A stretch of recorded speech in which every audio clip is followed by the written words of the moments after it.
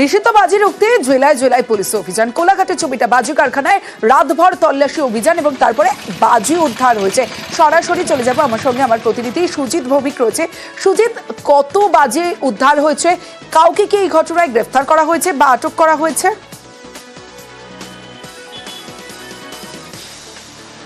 গত দুদিনের অভিযানে 4 জন গোটা জেলায় গ্রেপ্তার হয়েছে, কিন্তু তমশ্রী কোলাঘাট থানা তার যে পয়াগ গ্রাম, যেটাকে বাজি গ্রাম বলে, সেখানে নিষিদ্ধ বাজি তৈরি কিন্তু অবাধেই চলে, এমনটাই অভিযোগ রয়েছে। এবং সেখানে রাতে কোলাঘাট থানার পুলিশ এবং তমলুকের সিআই যৌথভাবে তারা কিন্তু বলা যায় হানা দেয়, তল্লাশি চালায়। সেখানে 800-রও বেশি কেজি এখানে বারুদ যেমন উদ্ধার হয়েছে, বাজি তৈরির মশলা উদ্ধার হয়েছে, তেমনই কিন্তু বেশ কিছু তৈরি বাজি কিন্তু উদ্ধার হয়েছে। এই যে ঘটনা, সেটা কিন্তু কোলাঘাটের পয়াগ গ্রাম, যে গ্রামে বাজি তৈরি হয় 365 দিনই। তুমি জানো, এগরার খাদিকুলের কথা সবাই জানে, যেখানে বিস্ফোরণের কারণে 11 জনের মৃত্যু হয়েছিল। কিন্তু এই পয়াগ গ্রামেও কিন্তু একাধিকবার গত 1.5 দশকে অন্তত 4-5 বার বড় বাজি বিস্ফোরণ হয়েছে। সেখানে বছরভর তল্লাশি চলে, কিন্তু তমশ্রী দক্ষিণ 24 পরগনার ঘটনার পর রাজ্যের নির্দেশে জেলা পুলিশের বলা যায় যে উপস্থিতিতে এই তল্লাশি চলছে। কোলাঘাটে চললো, বিশাল পরিমাণ বাজি উদ্ধার হলো। বেশ, আমাদের সিআই সাহেবের নেতৃত্বে, সিআই তরুণ সাহেবের নেতৃত্বে আজকে রেড করা হয়েছিল। 700-800 কেজির মতো বাজি ওটা সিজ করা হয়েছে এবং বাজির তৈরির মশলা আর ওরা একসাথে 6-7 জন মিলে বানাচ্ছিল। তো সেইভাবে আমরা কেস স্টার্ট করবো এবং পরবর্তী আরও আমরা অ্যাকশন নেব। কেউ কি অ্যারেস্ট হয়েছে আজকে? না, এখনও অ্যারেস্ট হয়নি, মানে পুলিশ ঢুকেছিল, পালিয়ে গেছিলো। কতজনের বাড়ি থেকে উদ্ধার হয়েছে বাজি? বাড়ি বলতে এক জায়গায় বানাচ্ছিল, সেখানে 3-4 জনের বাড়ির লোক, মানে 7-8 জন টোটাল ইনভলভ ছিল। কোলাঘাটের ছবিটা দেখলেন, যেখানে উদ্ধার 800 কেজি বাজি। অন্যদিকে খানাকুলে, সেখানেও একই ছবি, বাজেয়াপ্ত 300 কেজি বাজি, বাজি তৈরির সরঞ্জাম। নিষিদ্ধ বাজিতে কড়া রাজ্য পুলিশ। সরাসরি চলে যাব, শুভদীপ রয়েছে আমার সঙ্গে। শুভদীপ, রামনবমীর আগে কি আরো সতর্ক পুলিশ?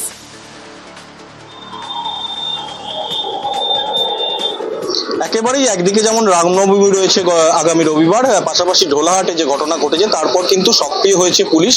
খানাকুলের নতিবপুর বরকানতলা এলাকায় বাজি তৈরির জন্য কিন্তু এই এলাকার নাম রয়েছে, কিন্তু আগে সেখানে বাজির হাটও বসতো, কিন্তু বারবার পুলিশি অভিযানে এখন সেই হাট বসে না, কিন্তু বেশ কিছু বাড়িতে বাজি, নিষিদ্ধ বাজি মজুত রাখা হয়েছিল, এমনটাই পুলিশ সূত্রে খবর আসে। এবং পুলিশ সক্রিয়ভাবে অভিযান চালায় আরামবাগ এসডিপিওর নেতৃত্বে, এবং তারপরে 300 কেজি বাজি এবং বাজি তৈরির সরঞ্জাম তারা উদ্ধার করেছে। তবে কাউকে গ্রেপ্তার বা আটক কিন্তু পুলিশ করেনি।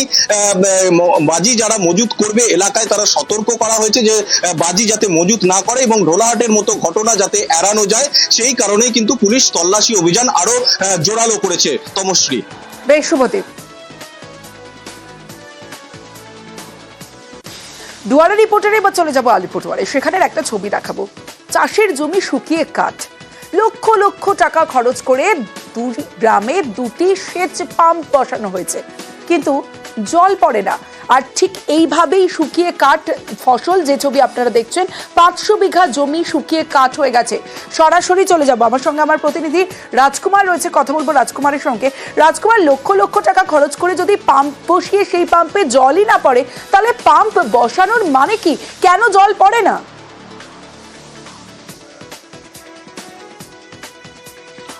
একদমই তমশ্রী, দেখো, সরকারি লক্ষ লক্ষ টাকা খরচ করে 2 গ্রামে 2টো সেচ পাম্প বসানো হয়েছিল, সেই পাম্প দিয়ে এখন জল আসছে না।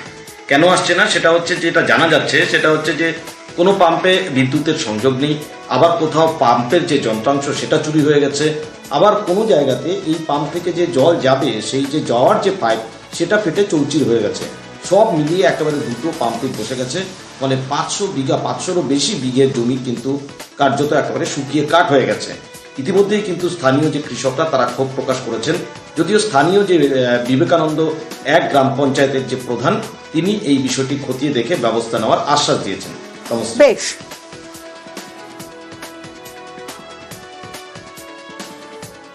এবার মহিষাদলের ছবিটা আপনাদের দেখাবো। জলের পাইপলাইনের সমস্যা 1-2 দিনের সমস্যা নয়, 1.5 মাস ধরে এলাকায় বন্ধ জল। এই তীব্র গরমে জল সংকট, মহিষাদলে। সরাসরি চলে যাব, আমার সঙ্গে আমার প্রতিনিধি সুজিত ভৌমিক রয়েছে, সুজিতের সঙ্গে কথা বলবো। সুজিত, একই টেম্পারেচার দিনের পর দিন বাড়ছে, এই গরমে যদি জল না পান মানুষ তাহলে তো সমস্যা হবেই, তীব্র জল সংকট। কতটা সমস্যায় রয়েছেন তা তো ছবি দেখলেই বোঝা যাচ্ছে। প্রশাসনকে জানানো হয়েছে, প্রশাসন কি কোনো পদক্ষেপ নিল আদেও?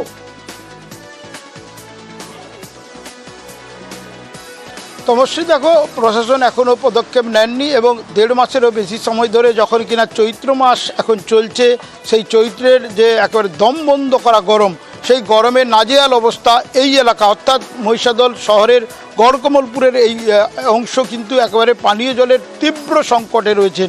সেখানে পাইপ ফেটে গিয়ে জল সরবরাহ বন্ধ রয়েছে, নলকূপ থাকলেও সেটা খাওয়ার যোগ্য জল নয়, অযোগ্য অবস্থায় রয়েছে।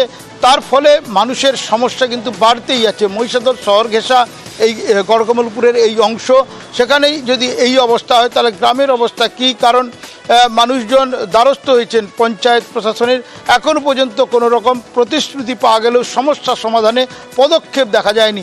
তার ফলে সমস্যা বাড়ছে। এলাকার মানুষজন বলছেন তারা খুবই কষ্টে আছেন, জল কিনে খেতে হচ্ছে, আবার কিনে তো সব কিছু সামাল দেওয়া যায় না, তুমি জানো। এবং এই অংশে কেন পাইপ খারাপ তা নিয়ে কিন্তু এখন সদুত্তরও পাওয়া যাচ্ছে না এবং সমস্যা মিটে যাক এমনটাই চাইছেন সকলে। দ্রুত পদক্ষেপ নেওয়া হবে এমনটা প্রতিশ্রুতি দিচ্ছে প্রশাসন। প্রতিশ্রুতি মিলেছে, কি পদক্ষেপ নেওয়া হয়, কতদিনে জল পান এখানকার মানুষজন, আমরা খবর সম্প্রচার করলাম, অবশ্যই আমাদের নজর থাকবে। মানে আমাদের কলে তো জল আসেই না, আর একদম তো পড়েই না। প্রথম একটু মানে জল আসছিল, সে একদম মানে শুরু হয়ে তারপরে আর একদমই জল পড়ছেই না। জল না আসার জন্য আমাদের প্রচুর অসুবিধে হয়, সেই একদম দূর থেকে জল আনতে হয়। 2-3 দিন 4 দিন তো আসেই নিয়ে জল। কতদিন বলতে 3-4 বছর হয়ে গেল। পঞ্চায়েতকে বলে কি হবে, পঞ্চায়েত তো এসে দেখে গেছে। এই যে কবে ঠিক হবে তার কোনো ঠিক নেই। তারপরে অন্যান্য জায়গায় কি এখনো কাজ বাকি আছে বলছে। পূর্ব মেদিনীপুরের মহিষাদলের ছবিটা দেখলেন, জলই পড়ে না, জলের অভাব, জল পড়ছে না ঠিকমতো, জল পাচ্ছেন না।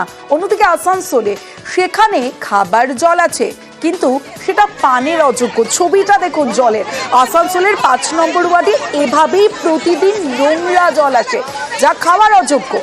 আর আজ তাই বিক্ষোভ দেখালেন মানুষজন, পুলিশ যায় ঘটনাস্থলে। দীপক রয়েছে আমার সঙ্গে। দীপক, কেন এই পরিস্থিতি?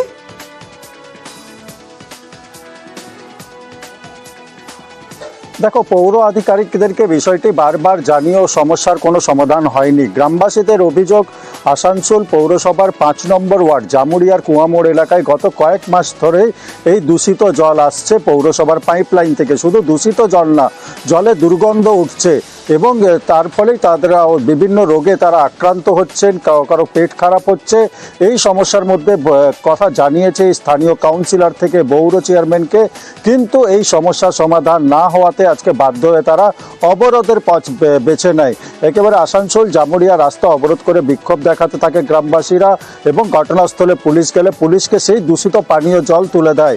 কারণ হচ্ছে এই দূষিত জল তারা পানের অযোগ্য, একেবারে সেই জল খেতে পারবে না।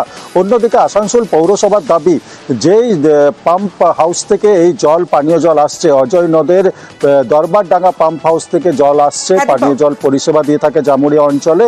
সেই দরবারডাঙ্গা পাম্প হাউসে ইসিএল এর এক কয়লা খনির জল এসে মিশে যাচ্ছে, যার ফলে জল দূষিত হয়ে পড়েছে। দ্রুত সমস্যার সমাধান করা হবে, কিন্তু গ্রামবাসীদের কাছে এখন একটাই প্রশ্ন, কবে এই সমস্যা সমাধান হয়। বেশ, নজর থাকবে আমাদেরও। জলটা দূষিত হওয়ার কারণ একটাই, যে সাইডে কিছু মাইন্স আছে কি, যেটা বীরভূম এলাকা থেকে কিছু নাকি দূষিত জল ওই সাইড থেকেও ঢুকছে। তার জন্য আমাদের তদন্ত করে আমরা দেখেছি, তার জন্য টিডিএসটা বেড়ে যাওয়ার জন্য এই দূষিত জল আসছে। আমরা অলরেডি ফিল্টার করে ফিল্টার করেছি, ট্রিটমেন্ট বসানোর পরে জলটা ফিল্টার হয়ে নদীতে পড়লে আর আশা করি টিডিএসটা বাড়বে না, কমে যাবে, নরম হয়ে যাবে। 6 মাস হয়ে গেল দেখো জল, দেখো আমরা কিনে খেতে পারছি নাই, টাকা দিয়ে কম। কেন এমনি হবে ভালো, কেন হবে? আমরা জলের জন্য রাস্তা জাম করেছি, আমাদের জল যেন ভালো আসে। কাদা জল খেয়ে পরে বমি পায়খানা সব হচ্ছে, ছেলে মেয়ে সব মল মাল হয়ে গেছে। যদি ভালো জল না দিবে দিতে হয় না, বন্ধ করে দিলে আমরা মরে পড়ে থাকতে হবে। দুয়ারে রিপোর্টার এবার চলে যাব খড়িবাড়িতে। রাস্তার জন্য টাকা বরাদ্দ হয়েছে 2,80,000 টাকা। স্বাভাবিকভাবেই মানুষজন ভাববেন রাস্তা তৈরি হবে, ভালো রাস্তা দিয়ে যাতায়াত করবেন, কিন্তু না, রাস্তা তৈরিতে ঠিকাদারের বিরুদ্ধে বেনিয়মের অভিযোগ। সরাসরি চলে যাব, আমার সঙ্গে আমার প্রতিনিধি বিশ্বজিৎ মিশ্র রয়েছে। বিশ্বজিৎ, ঠিক কি অভিযোগ?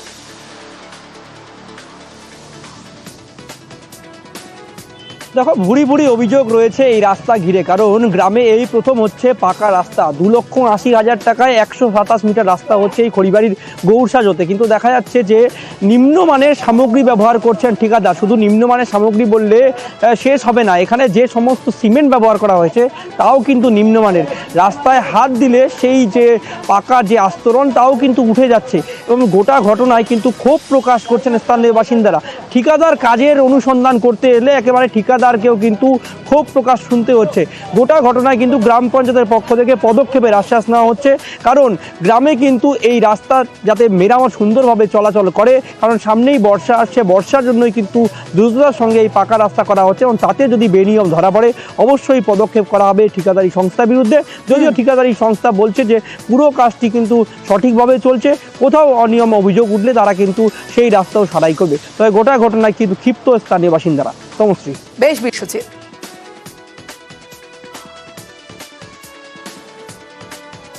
পশ্চিম মেদিনীপুরের সঙ্গে পূর্ব মেদিনীপুরের কেলেঘাই নদীর ওপর এবার স্থায়ী সেতু হচ্ছে।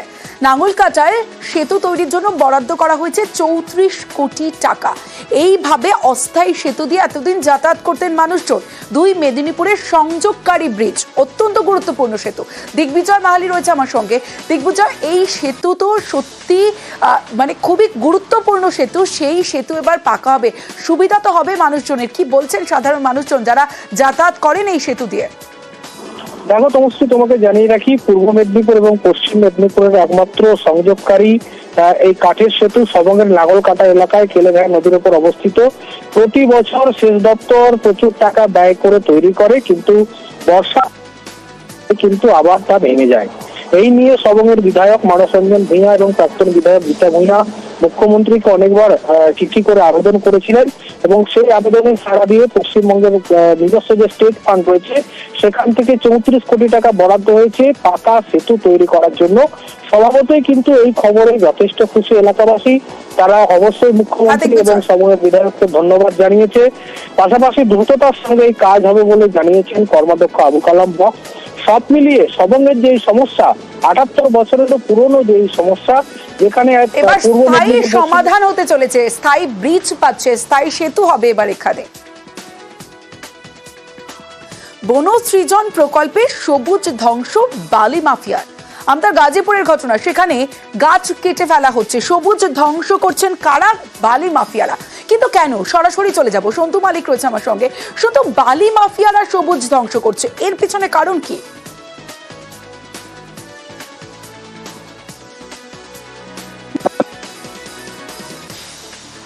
বনসৃজন প্রকল্পে বেশ কিছু গাছ লাগানো হয়, সেখানে বেড়া দিয়ে ঘিরে রাখা হয়। স্থানীয়দের অভিযোগ, কিন্তু সেই বেড়াই কিন্তু ভেঙে বেশ কিছু গাছ নষ্ট করে কিন্তু রাস্তা তৈরি হচ্ছে, কারণ অবৈধভাবে দামোদর থেকে বালি তোলা হবে। সেই জন্যই কিন্তু এলাকায় বনসৃজন প্রকল্প নষ্ট করা হয়েছে, এমনটাই কিন্তু অভিযোগ। স্থানীয়দের অভিযোগ, এই বনসৃজন প্রকল্প যেমন ছিল তেমনটাই না যদি করা হয় তাহলে কিন্তু ভবিষ্যতে বৃহত্তর আন্দোলনে যাওয়া হবে। এবং এই নিয়ে কিন্তু তার 2 নম্বরের যিনি বিডিও আছেন তিনি জানিয়েছেন যে বিষয়টি তার জানা নেই।